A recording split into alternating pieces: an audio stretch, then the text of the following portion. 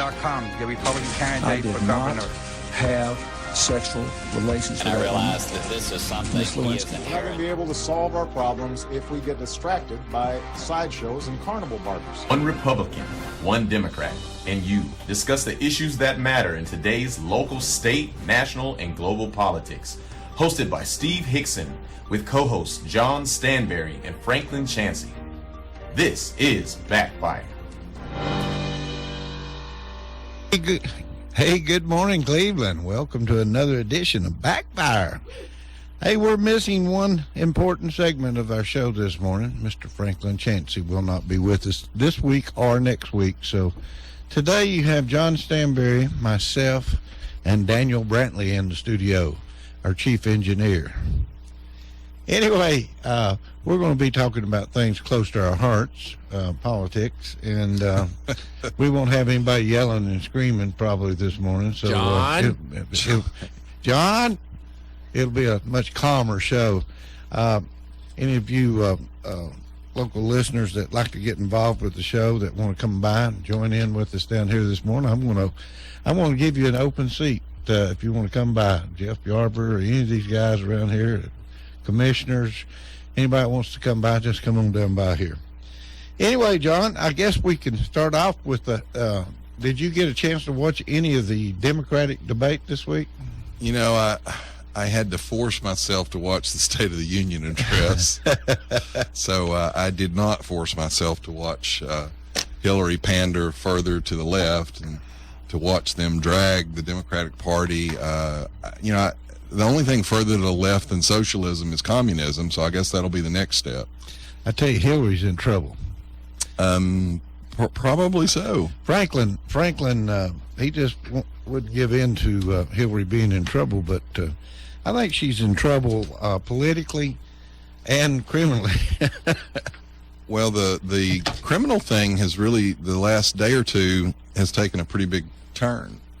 With the Inspector General's letter, a lot of the things that I've brought up have been obtained through Freedom of Information Act requests from private parties. And so Franklin and the Hillary people are always able to say, well, that's not proven yet, even though it's in the documents. This newest thing is a release from the Intelligence Community Inspector General. It's a letter that he sent, and it's pretty damning. There was a lot of misleading claims at the Democratic debate. Hillary was talking about the health care costs were the lowest they've ever been in 50 years. Well, that's just demonstrably untrue. It is. Of course, that. What do you expect out of Hillary? She's proven that lying is not a big problem. Well, I mean, even if you just use common sense and talk about health care costs are less than they've been in 50 years, that doesn't even make sense. Well, but see, we've become such a political animal, it doesn't matter whether it makes sense or not. Obama took credit for the falling gas prices when in fact, the prices have fallen in spite of everything that he's done. Mm-hmm. And yet he had no problem standing up there and actually taking credit for it. Hillary believes you just keep saying it over and over again, and if you have a media like she does that helps her, then people eventually believe the lie. Martin O'Malley, he's the other person that's running as a Democrat, if anybody needs to know who he is. But he made a claim that Obama's made us more energy independent. And, it goes on and explains the rise in domestic oil prices and drop in imports is due to mainly to advances in drilling technology. Well, actually, I have a little information on that if you want to go through it. Sure. Because that's what Obama took credit for. Oh, I know. We ought to go over all these things they're taking credit for. Go ahead. The big problem is Obama has control of federal land and the oil and gas production, energy production on federal land. Mm-hmm. He doesn't control private land, and he doesn't control state land. And Franklin and I have gone back and forth about this over the last couple of years. There was a decrease in production on federal land. So the land that Obama controlled went down in production. But the land that the states control and that the private individuals controlled saw a huge, mostly due to fracking, increase in the production. So when he brags about increased production, it actually was in spite of his policies, not because of his policies. And it actually goes further than that. Now, listen close to this. all of the jobs gains during his first term in office are attributable to the increase in oil production. So all of the economy that he claims he grew, and he grew these jobs, they were all because of fracking and oil production that he actually fought against. But don't forget, at Christmas time, some of the stores do hire Christmas help. That he counted that too. Oh, I know. Well, actually, there was a really scary statistic on that I saw just last week. The jobs report this past December said there were something like 320-something thousand jobs added. They actually only had reports. Now, this is where employers report how many they hired, of 11,000 job additions. The rest of the 300,000 was what they call a seasonal adjustment. So they actually only had proof of 11,000 jobs out of 320,000 they claimed. But at the State of the Union, despite what O'Malley is saying, Obama immediately after taking credit for the boom in oil production then said, now this is a quote, "I'm going to push to change the way we manage our oil and coal resources so they better reflect the costs they impose on taxpayers and our planet." Folks, what that means is I'm going to put more taxes on the oil and gas industry. I'm going to siphon that money off to the solar and wind energy, and I'm going to make your costs higher. Clinton also said during the debate that 1 in 3 black men may well end up being going to prison. They come back and they said that's outdated material. It's a projection based in 2001 incarceration rate for black males that assumed the rate would remain unchanged, but it has declined. Of course it's declined. All crime rates have declined. That's also part of the lie about gun violence. Gun violence. There was, who was it was making some crazy comments about the guns. They were wanting, I'm trying to think who it was, John, but somebody wanted absolutely all guns taken away. Well, there was a study just last week that found that background checks do very little to stop mass shootings. And if you really want to get into this, China, the last 2 years, has had a huge increase in mass murders. Now, they don't have guns in China, so guess what they're killing people with? Swords and knives. You know, the problem here is not the gun, it's not the knife, it's actually the human heart. And I've said this before, and Franklin just ignores me. In the United States of America, the number one choice of mass murderers for a choice of weapons is explosions and fire. Arson is actually the number one choice of mass murders in America. And the largest mass murderer in America used pipe bombs. Arson? Arson is actually the number one choice of mass murders. They burn apartment complexes down and kill people. So when you go back and you look at it, guns are actually not the first choice of mass murderers. Walmart came out. That's another great one. That's another, this is the $15 an hour deal starting to work. Right. Walmart's closing, what, 154 stores? Well, not only that, but they raised the minimum wage in their stores last, I believe, March or April. By October, they had a 10% decline in revenues, which they directly attributed to the increase in their labor costs. And now they're closing, how many? 154 stores. 10,000 jobs. 10,000 people have lost their jobs. So when you hear Martin O'Malley and you hear Bernie Sanders and you hear Hillary Clinton tell you, we're going to give you a living wage, that'll be great, because what they're actually going to do is you're going to lose your job. If you're a high school student looking to get started in the workforce, there's not going to be as many jobs for you because they've artificially tinkered with the wage scale. Johnson & Johnson just came out and said they'd be killing 3,000 jobs also. They planned on, with the job savings, 3,000 jobs, they're going to save up to $1 billion in cost savings. That's in the medical field. Right. But, you know, it's amazing to me how when you drive the cost up on anything you do, how that's going to save you money. Well, the problem is, and you know, I get into this all the time with people, they'll say, well, why is he doing this or why is he doing that? It's because you're not really looking at what the intention is. the intention is not to make the economy better here. The intention is to buy votes. So if they can convince a large enough group of people that we're going to give you $15 an hour wage and you need to make sure we get voted back into office, they don't care about the fact that it actually costs jobs. And here's the worst of it is, Hillary throws up the minority charge all the time to try and divide us along racial lines, which is really one of the biggest accomplishments of this president. He has increased the racial divide in America. But the people that suffer the most when you do these kinds of anti-competitive moves, like raising the artificially raising the minimum wage, the people that get hurt the most are minorities and young people and the poor. The black community has suffered the most under this president, which is, it's amazing that he still gets 94% support from the minority community when he has devastated their economies. Have you noticed Hillary swinging back to the center?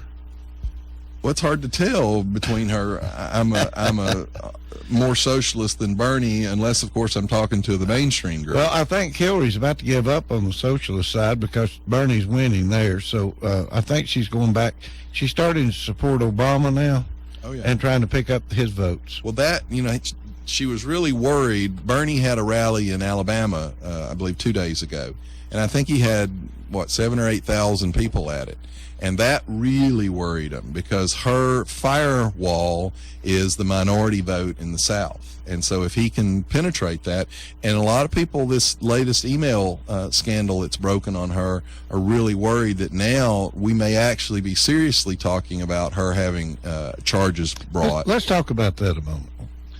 Now, she consistently said that she did not do what they're proving right now.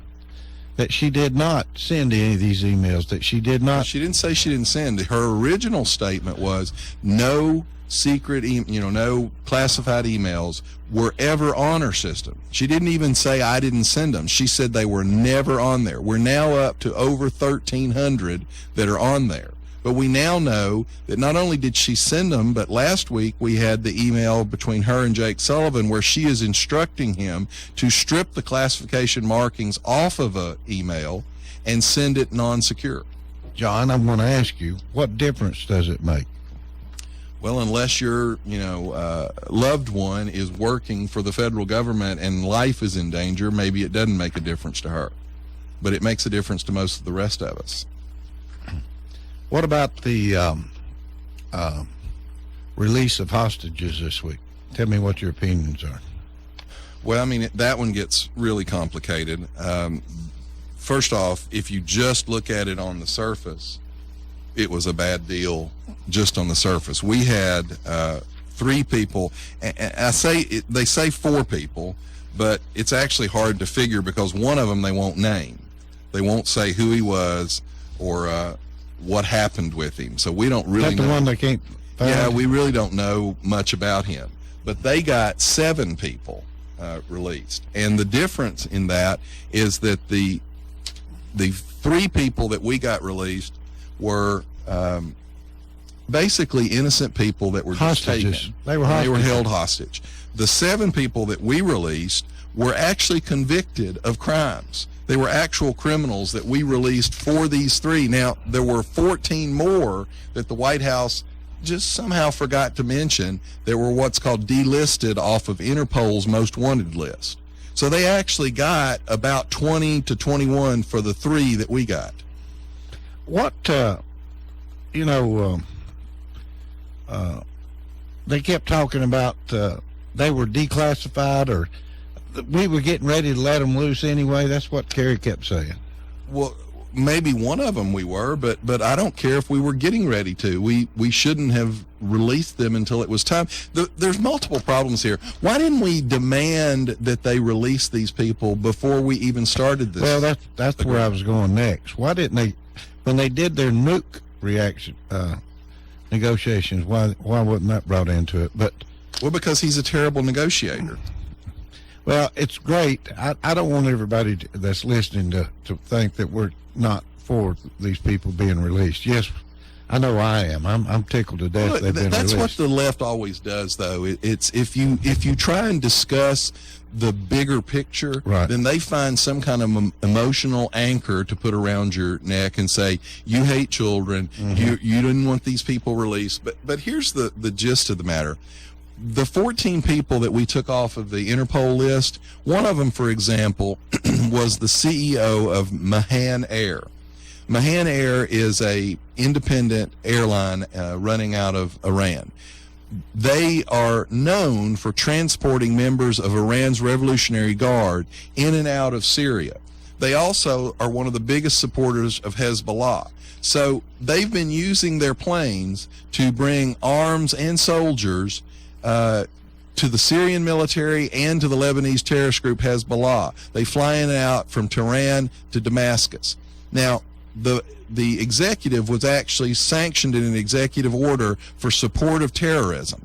By the way, while we were negotiating this last spring, Mahan Air bought 9 used Airbus commercial airliners. An Airbus can carry hundreds of people and supplies. So here's a airline that's actively carrying terrorists in and out of hotspots around the world. We just took the guy's name off of Interpol's most wanted list, which will free him up to help Hezbollah, help the terrorists even more. Now, what do you think that says to Israel? By the way, Iran had paid us $400 million before the Shah fell for some military supplies. We didn't deliver those military supplies once the terrorists took over the country and kidnapped, 42 of our people that Ronald Reagan got freed? Right. We are paying them back that $400 million and $1.3 billion in interest over the last 37 years. Now, that's on top of the $150 billion that we're freeing up for them. We're paying interest? We're paying interest on money that they say we owed them from when they took over the country. We're paying interest. We're paying up $1.3 billion. Who negotiated that? Well, that's all part of this deal. Obama sort of forgot to mention some of that. By the way, the UN's watchdog has now concluded that the Iranian regime has repeatedly lied about the status and nature of its rogue nuclear program. Now, this is a regime that we're counting on to be trustworthy enough to keep up with the deals that he signed. By the way, we signed the deal. Iran never signed it. Never signed this nuclear deal. Now, it doesn't have the force of law in the first place because it's not a formal treaty, because the president knew if he submitted it as a treaty, it would never pass the Senate because the Democrats wouldn't support it. So not only was it not a legally binding treaty if it had been signed, they didn't even sign it. We signed it. They didn't sign it. So what were we thinking if we had something that wasn't We're thinking signed? that this is going to be our legacy, and that's all that matters. It doesn't matter how many people are kidnapped. It doesn't matter how many terrorists are helped through this. It doesn't matter. By the way, normally you would worry that there wasn't a clean bank in Iran to send the $150 billion to, but part of this deal also was we delisted 23 out of 24 Iranian terror banks. So there were 24 banks over there that we had labeled as terrorist funnels. We delisted 23 out of the 24 banks. Open for business again. Oh, and by the way, the State Department, at the time this swap almost fell apart because one of the gentleman's wife and daughter was over there. I can't pronounce his name, so I'm sorry. Let me see if I can say that. Zions, I can't say his name, but anyway, his wife and mother were over there, and we got word that Iranian-backed militant groups were looking to kidnap his wife and mother. And so this is an actual statement from our State Department. We hoped that the Iranian government would tell the militia group to hold off on their future kidnappings until after the swap was done. So we're now been reduced to hoping that they won't kidnap more of our people. And by the way, before the ink was dry on the paper, that 3 more people were kidnapped. No, wait a minute. So we've agreed to the terms that they haven't even agreed to. first off, That's what you it's just not said. legally binding because to be legally binding, it would have had to have been a treaty. Right. And as a treaty, it would have had to have been submitted to the Senate for ratification, which is, that little thing called the Constitution requires. Well, Obama knew that he couldn't get it through the Senate, not because of the Republicans, but because he didn't have enough Democrat support to get it through the Senate. And so that's why it was called an executive agreement. Well, that's why you're seeing some of the Republican candidates say on day one they'll terminate it, because it has no standing outside of the standing that Obama gives it.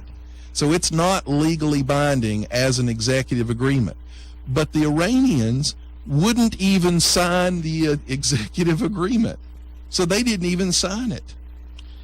How can they claim victory if you get something they hadn't agreed to? Well, have you heard that before, what I just told you? No. Well, that's how you claim victory, because you know that the New York Times... Now, where'd you get your information, John? Well, I'm going to play. I'm going to play Frank. Where'd you get this information?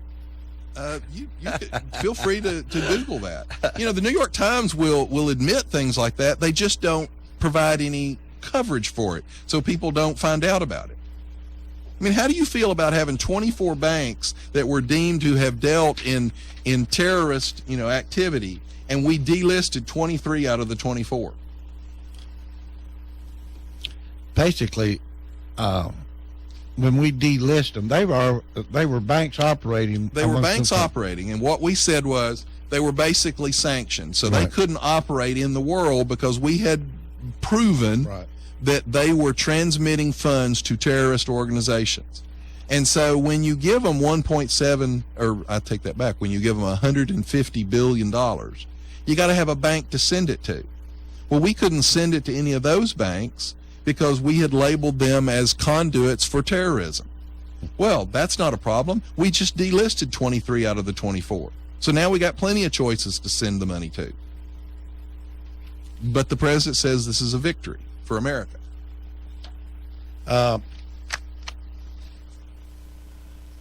I'm kind of amazed with Hillary right now jumping on Obama's bandwagon. She is pretty desperate, I think, if she's coming back and talking about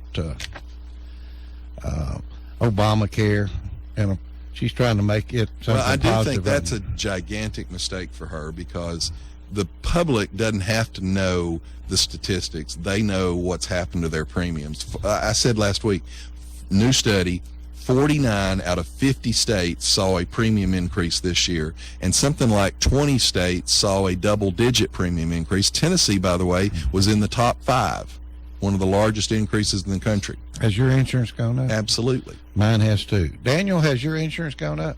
And keep in He's mind, shaking his when we head, say yes. gone up, we're talking about premiums. Yes. That's not even talking about the fact that, whereas you used to have, maybe you had a $1,500 deductible, well, you got a $4,000, $5,000, $6,000 deductible now. Well, most accidents, even a broken arm or something, is going to be under that $6,000 deductible. So you're going to pay all of that. You know what's going to happen next, don't you, John? Well, they want socialized medicine. Well, no, but the next step is they'll be funding the deductibles for the ones that can't afford it. Well, they're already funding that. And the only thing that's killed some of this is that the Congress did say we're not going to bail these insurance companies out, because Obama, knowing that this was a failing program from the start, wrote into the Obamacare program bailouts for the insurance companies. So if they lost money, they'd be bailed out. Well, guess what? Who pays that bailout? The taxpayer pays that bailout. Well, the Congress shut those bailouts off, and that's what's caused several of the large carriers to announce that they're now going to back out of the Obamacare program, the program they helped push through. What is LGBT stand for? Lesbian, gay, lesbian, gay, bi, and transsexual. Well, they just endorsed Hillary Of course. over Bernie.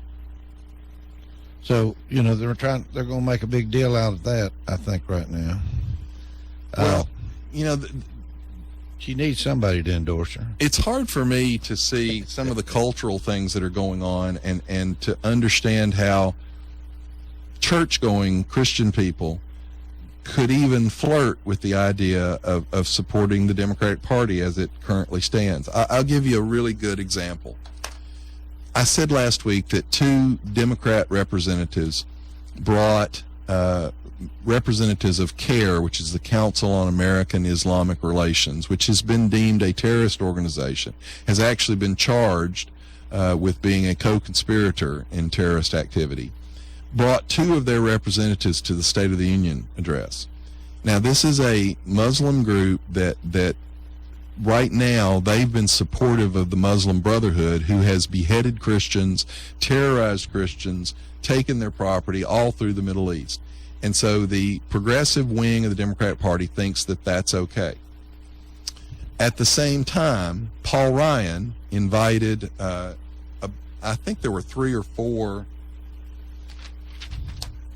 nuns from the Little Sisters of the Poor, a Catholic religious order dedicated to caring for the elderly poor, invited them to the State of the Union address. Planned Parenthood, which is basically an arm of the Democrat Party now, called that a disrespectful action. So the very fact that some nuns were invited to the State of the Union, the Democrat Party, the liberal, progressive wing, feels that their very presence in the room was disrespectful.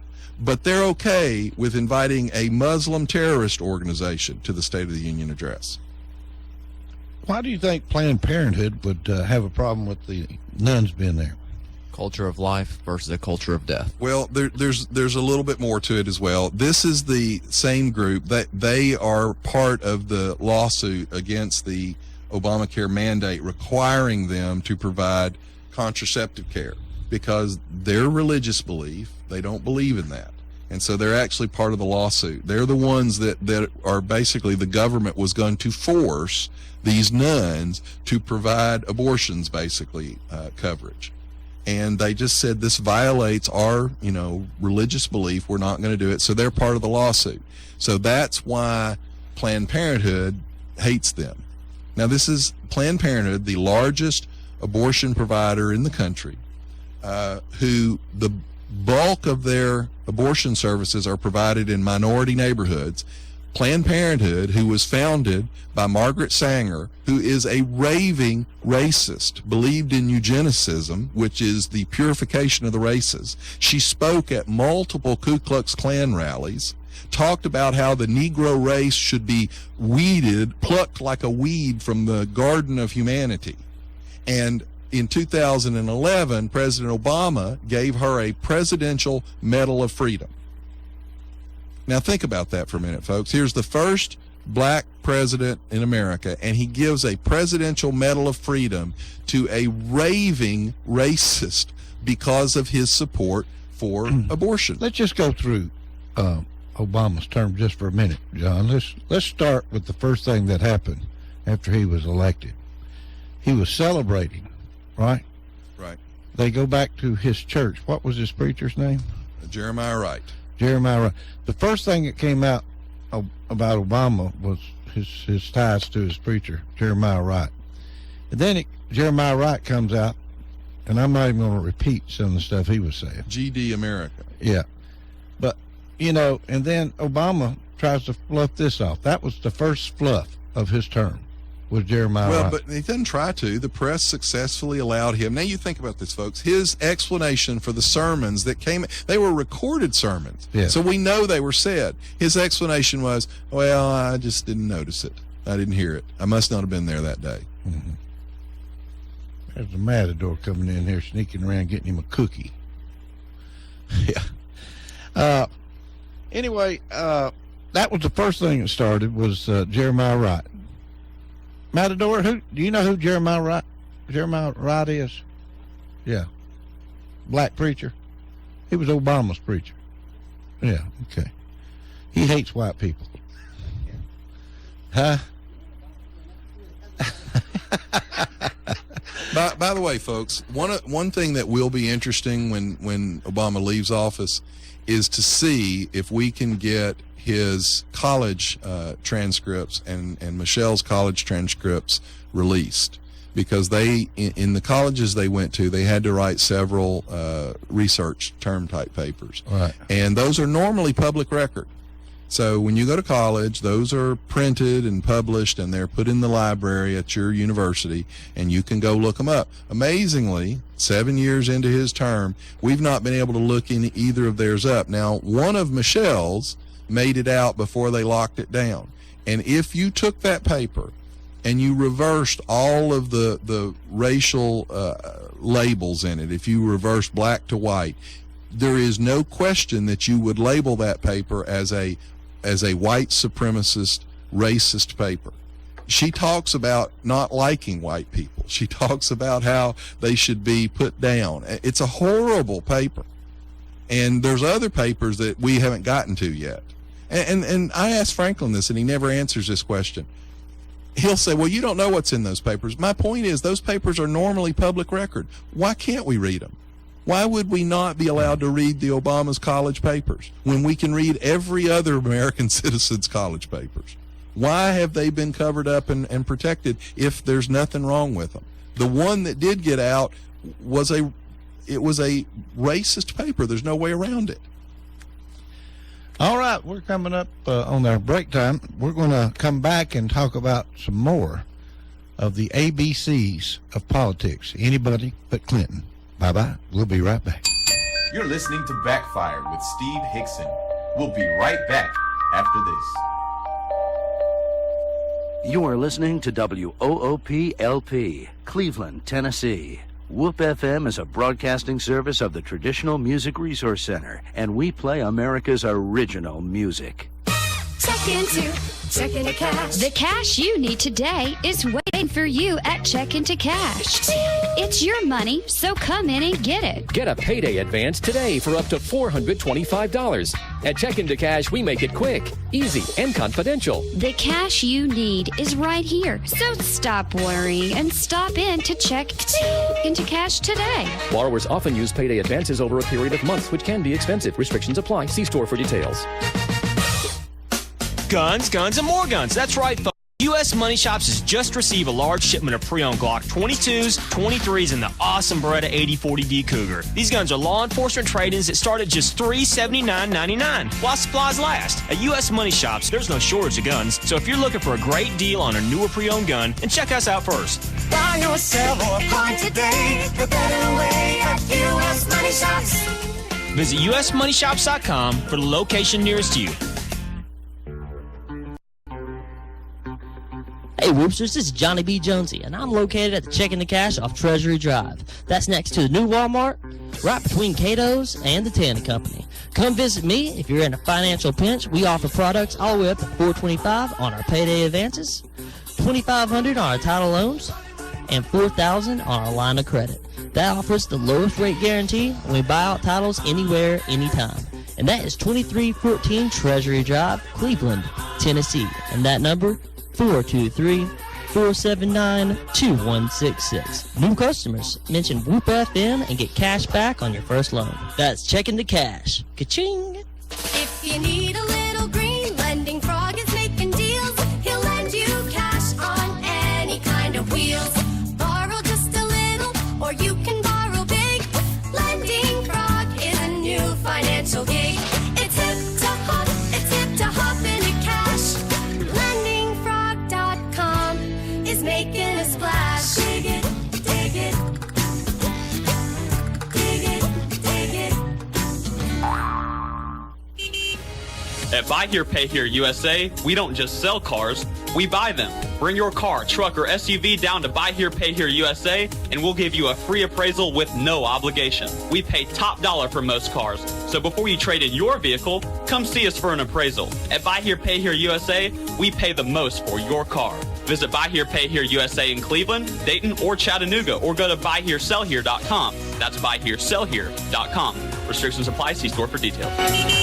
Hello, my name is Andy Figglestaller with Ed Jacobs & Associates. We are an employee benefit and insurance broker in business for the past 20 years. The new healthcare law, also known as Obamacare, has finally arrived. The law is complex and the choices are confusing. You have questions, we have the answers. It is our passion to find cost-effective solutions for every client. The solutions will be different for every person or business. Let our knowledge, experience, and passion go to work for you. Contact us today and let us assist you through this process. Our phone number is 423-473-0202, or you can find us on the web at edjacobs.com. Train Endurance Engineers are an elite group of extremely devoted individuals who stop at nothing to push our heating and cooling units to the brink. That way, when they pick up the pieces, they'll know exactly how to make the Train we install in your home even more reliable. Right now, their target is a Train AC unit. Testing control.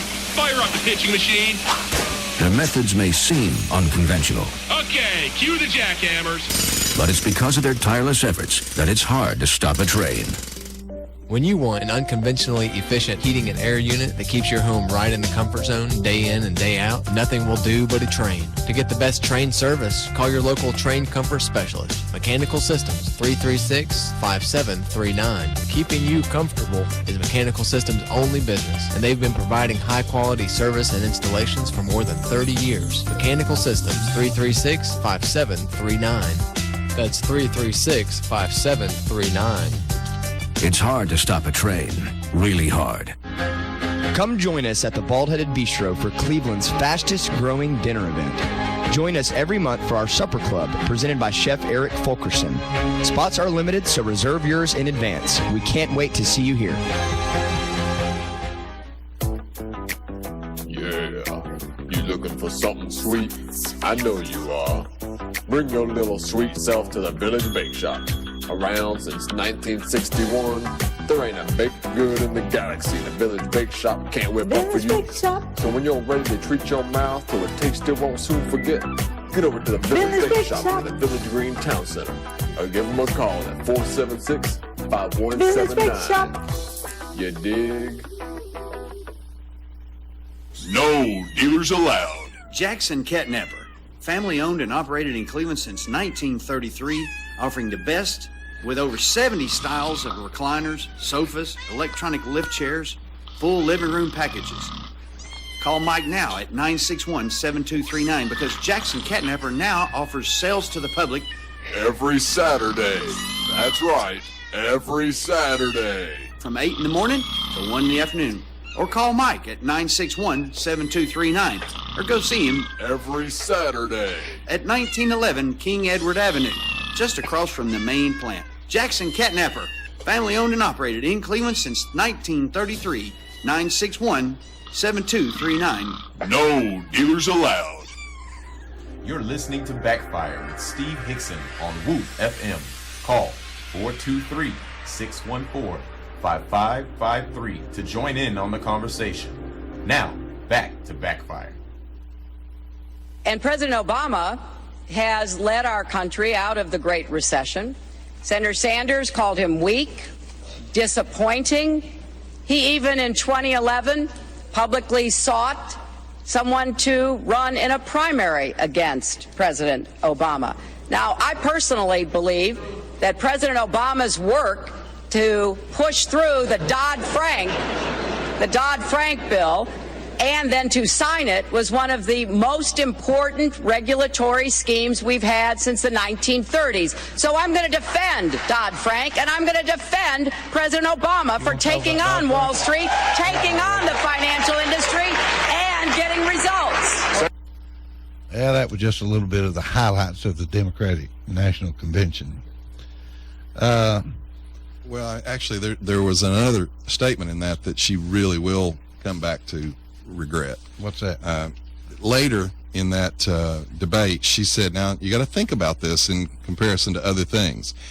There should be no bank too big to fail and no individual too big to jail. Now, the problem with that is that two things.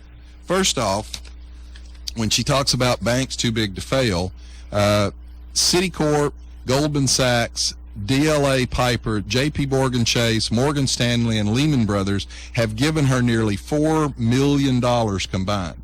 Is that all?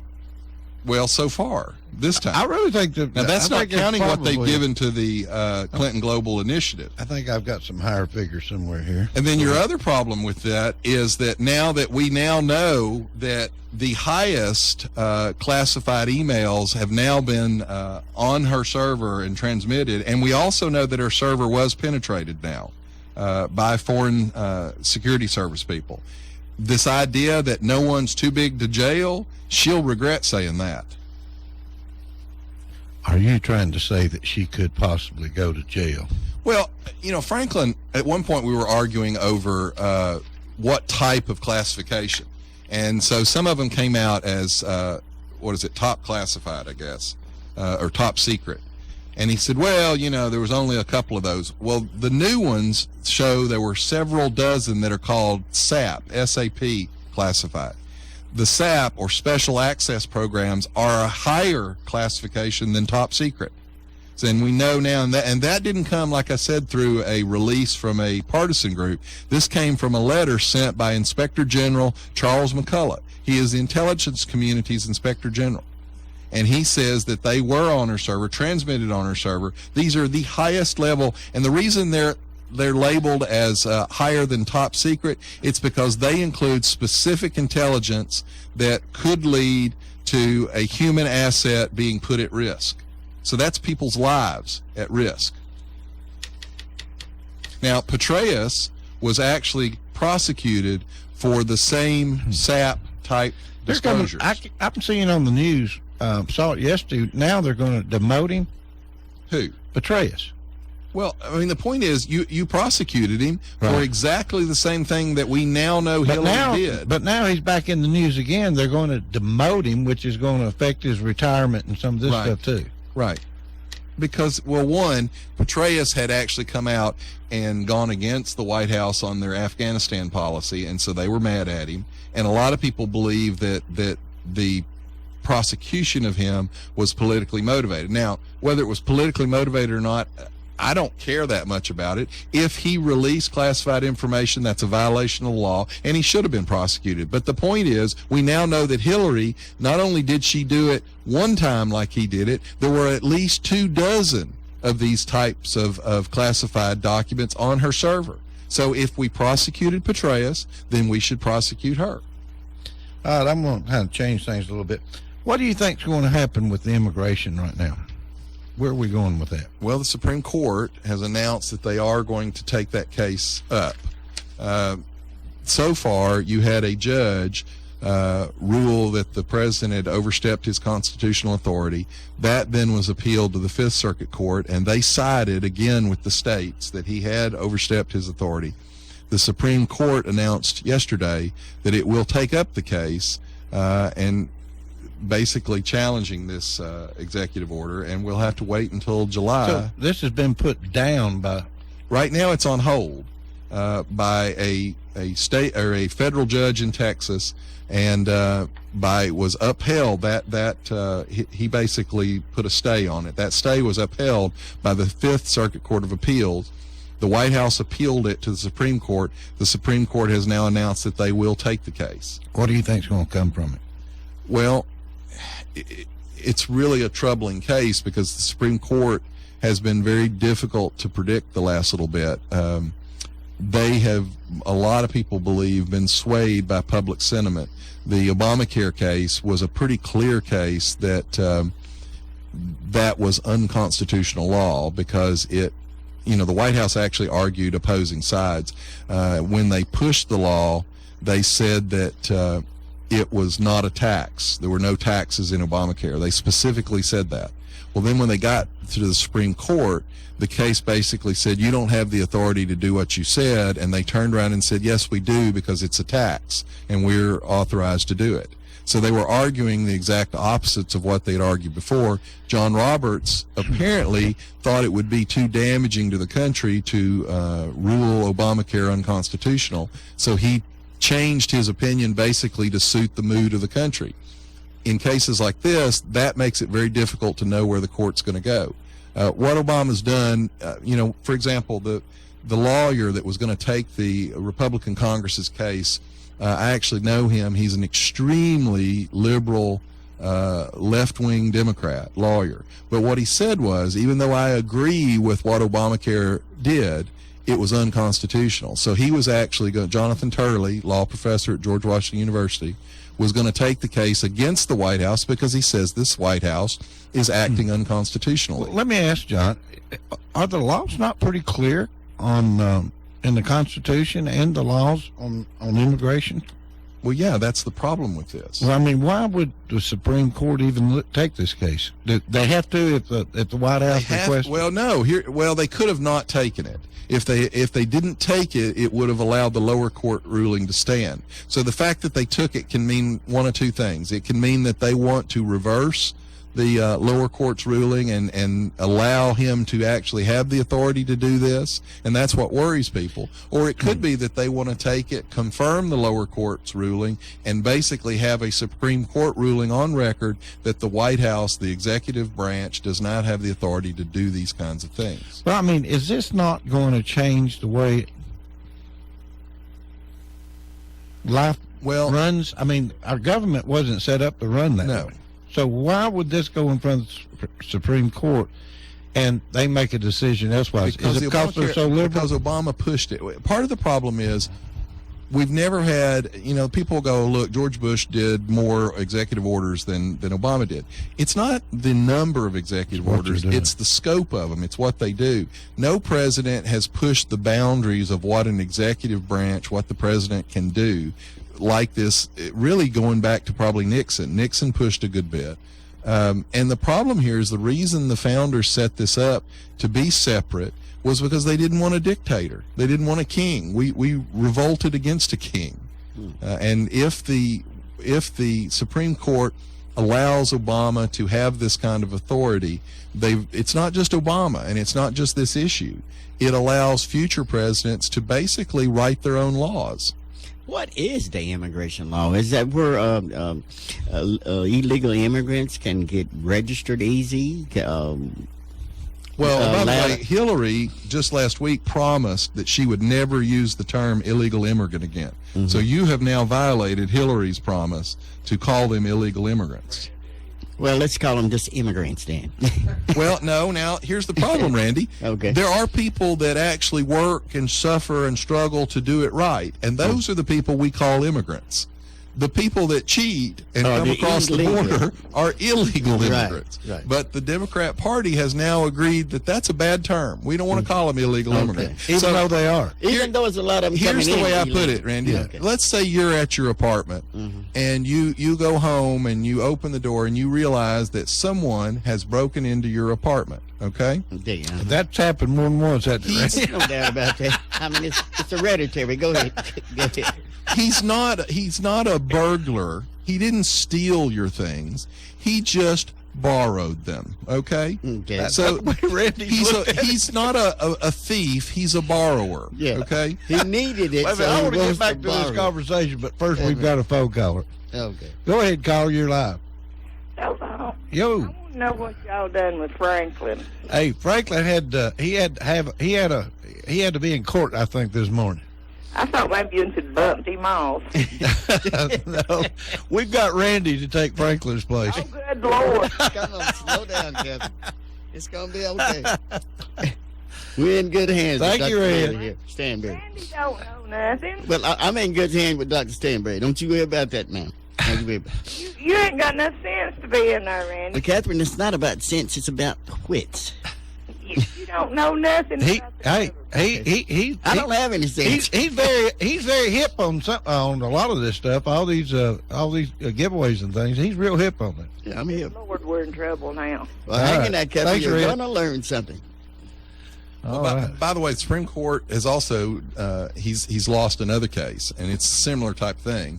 A federal judge that Obama appointed has now struck down his Fast and Furious executive privilege claim. That's the gun running scheme that Eric Holder was running. Holder was held in contempt of Congress for not turning over these documents. 15 minutes before the vote, the White House claimed executive privilege. Now, what's really interesting about that is the president had always said that he knew absolutely nothing about Fast and Furious. So the question is, if the White House was not involved, which is what he said, and that they knew nothing about it, then how could there be any executive privilege concerning documents related to it? Where's Eric Holder these days? Well, he's probably raking in big bucks on Wall Street, I'd say. But this judge has now struck down that executive privilege assertion, and so now theoretically they should have to come forward and produce to Congress all the documents surrounding Fast and Furious. So that's another scandal just waiting to pop up out there, because we've been waiting since 2011 to get these documents. Well, when they go to courts with this immigration bill, what do they expect to accomplish anyway? What's the whole ideal of this? How about keep them from coming in here? Well, okay. Stay where they are. We'll stay where we are. Well, it's too late for that now. Isn't Too it? late. But how many more do you want, Randy? Yeah, how many do you want? Well, it's going to be hard to stop. So I can understand now why you put it in the Supreme Court to rule it. You think we ought to build a wall? Well, that's what some people think, but I don't know if that'll help. You got a door on your apartment? What you do? Make it harder for them to get in, but they still got to go under the Randy, fence. let me bring a story that Randy can relate to. That's laws. Randy, I know years ago it was 100 and something degrees. I'm hip. Go ahead. And I know I found out you didn't have any air conditioning over there in that house of yours. Correct. And I said, well, Randy, we've got an air conditioning here. I'm going to get our guys to go put it in your house. Mm-hmm.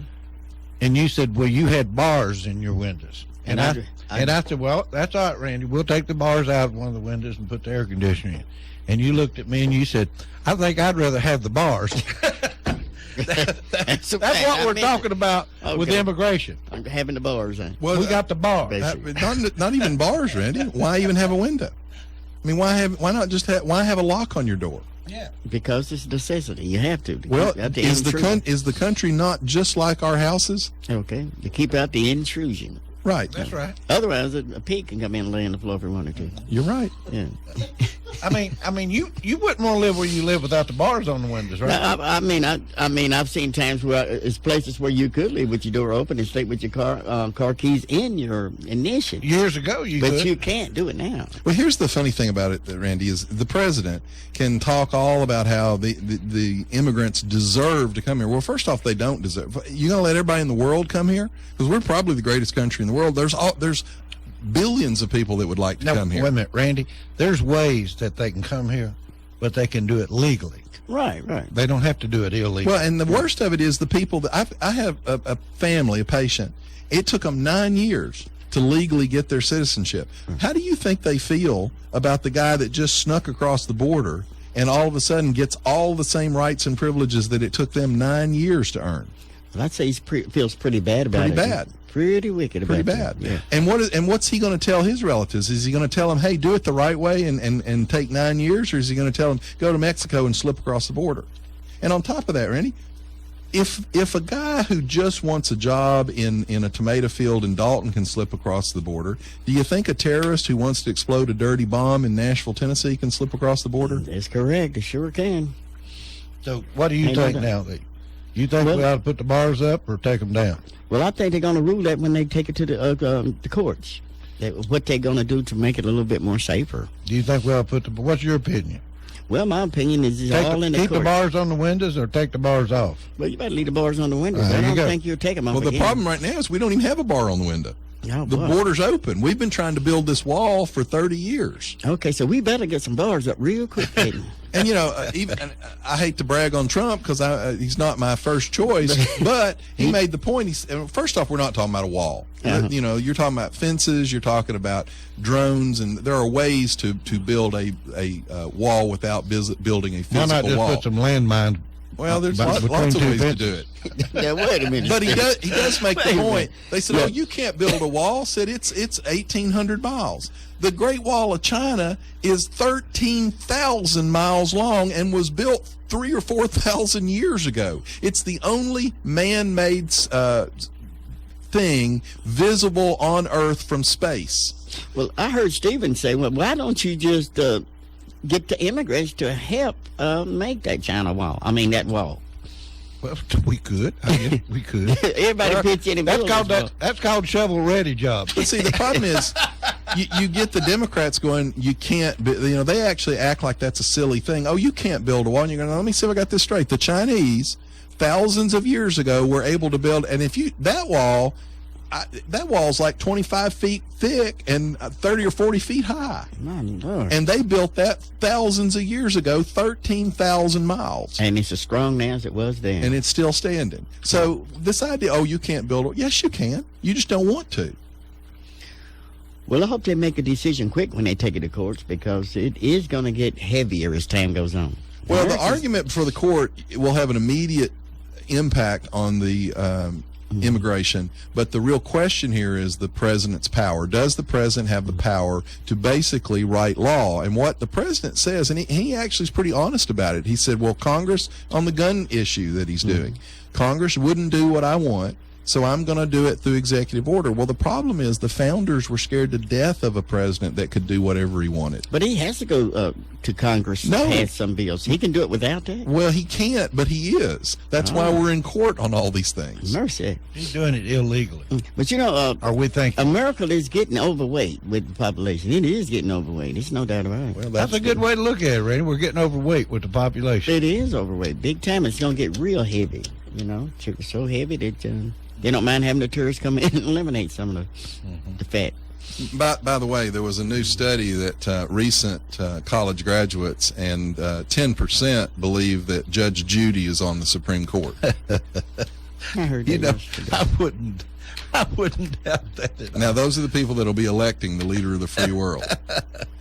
Let me ask you, it's Iowa's Republican governor, Terry Branstad, is called for Ted Cruz's defeat Tuesday. Right. He thinks that Cruz is going to hurt Iowa if he's elected. Yeah. What's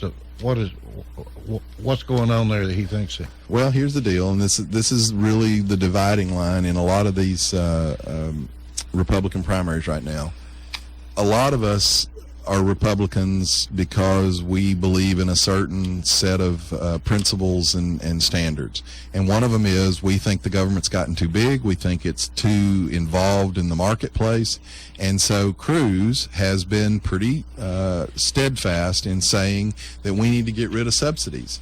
And what's bad is a Republican governor like Branstad, and I'm not criticizing him, but a Republican governor like him, if you're talking about subsidies somewhere else, he'll go, oh, yeah, we're against the government meddling in subsidies. But then when you start talking about the ethanol industry, which is huge in Iowa, and you start talking about ending subsidies, then he goes, now, wait a minute, I didn't mean those subsidies. I meant subsidies that other states get.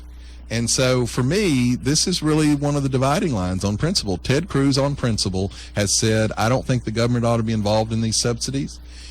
Even though he knew that would be a big issue in Iowa, he stuck to his guns. And Branstad basically is saying, hey, we don't want to lose our subsidies. Now, keep in mind, folks, these subsidies on corn, it puts more fields growing corn than we normally would do, which crowds out other crops, which causes your food prices to be higher. It also takes all of that corn and puts it into a product that hurts your engine, degrades your engine. You know Obama's calling for more ethanol. Oh, I know. Put in the gas. It hurts your engine, so your tax dollars are supporting ethanol production that is then tearing your engine up. And on top of all of that corn, even though we're producing it, it's going into ethanol, so the beef cattle who do feed the corn, they can't get enough of the corn. It elevates the price, so your beef costs more. Have you seen in Ace Hardware and Walmart and places like that now, they've got canned gasoline that's pre-mixed 50-1 for your weed eaters. Oh, yeah, okay. And all this stuff. I'm telling you, it comes in a can on a shelf in Ace Hardware now.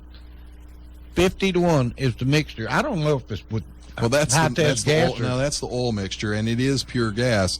If you're running your weed eater or your lawnmower, you need to make sure that you're going to one of the stations that sells 100% gas. Because if you're putting ethanol in your weed eater, which your tax dollars are actually helping to put that ethanol in there, but it's tearing your engine up. I mean, it's amazing. It produces water. I mean, water gets in there.